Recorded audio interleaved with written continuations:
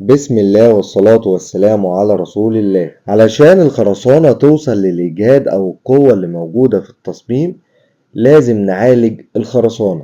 أسهل وأرخص طريقة لمعالجة الخرسانة واللي أغلب الناس بتستخدمها هي معالجة الخرسانة بالرش بالمية. بنرش الخرسانة بالمية مرتين في اليوم والمدة ما تقلش عن أسبوع، بحيث إن الخرسانة تفضل دايما في حالة رطبة يعني مبلولة لمدة ما تقلش عن أسبوع. وطبعا فايدة المعالجة إن احنا بنعوض الخرسانة عن كمية المية اللي بتفقدها نتيجة حرارة المياه اللي هي الحرارة اللي بتنتج عن تفاعل المية مع الأسمنت.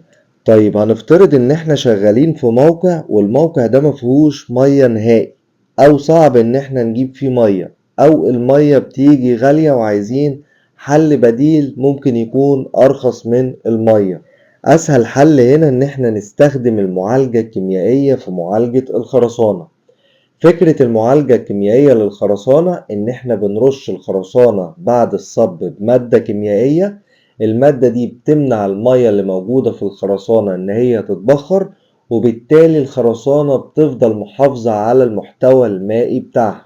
وهنا بتيجي أكبر ميزة للمعالجة الكيميائية، إن احنا مجرد ما بنرش المادة الكيميائية على الخرسانة ما بتفقدش أي مية نهائي، وبالتالي بنعالج الخرسانة بالمواد الكيميائية مرة واحدة بس بعد الصب. يعني ما بحتاجش ان انا اعالج الخرسانة معالجة كيميائية لمدة 7 ايام زي ما بنعالجها في حالة المعالجة بالرش بالمية.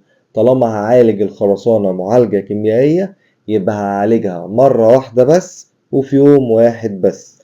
المعالجة الكيميائية بتنفع لكل العناصر الخرسانية زي القواعد العادية والقواعد المسلحة والأعمدة والأسقف والسلالم والكمرات. أي عنصر خرساني نقدر نعالجه معالجة كيميائية بدون أي مشكلة. في حالة المعالجة الكيميائية لأي عنصر أفقي زي الخرسانة العادية أو القواعد أو اللبشة أو الأسقف أو السلالم، بنرش المادة الكيميائية بعد الصب مباشرة، يعني قبل ما الخرسانة تجف أو تنشف بنرش المادة الكيميائية على الخرسانة. وفي حالة معالجة العناصر الخرسانية الرئيسية زي مثلا الأعمدة بنضطر إن احنا نعالج الخرسانة بتاعة الأعمدة أول يوم بالرش بالمية، لأن الخشب بيكون لسه موجود على الأعمدة.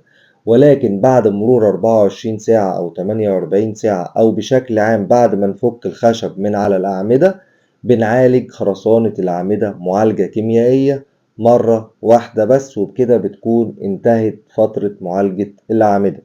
من أفضل المواد اللي ممكن نستخدمها في المعالجة الكيميائية للخرسانة هي مادة سيكا أنتيسول، ودي من إنتاج شركة سيكا.